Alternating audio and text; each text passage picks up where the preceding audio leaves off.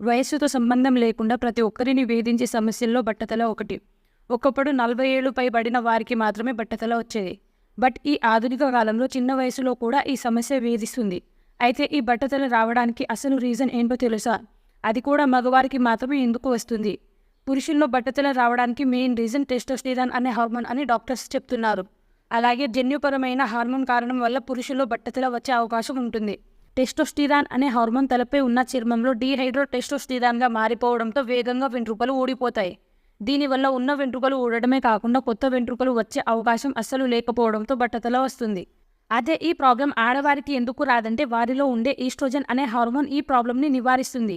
ఈ బట్టతలకి ఇంకా ముఖ్యమైన కారణాలు ఏమిటంటే ఎక్కువగా మెడిసిన్స్ తీసుకోవడం, హార్మోన్స్ ఇన్బ్యాలెన్స్ అవ్వడం, ముఖ్యంగా టీహెచ్డీ హార్మోన్. వయసు పెరిగే కొద్దీ టెస్టోస్టెరాన్ స్థాయి కూడా తగ్గిపోతుంది. మంచి మినరల్ ఫుడ్ తీసుకోకపోవడం వల్ల కూడా ఈ ప్రాబ్లం వస్తుంది. వీడియో యూస్ఫుల్ అనిపిస్తుంది.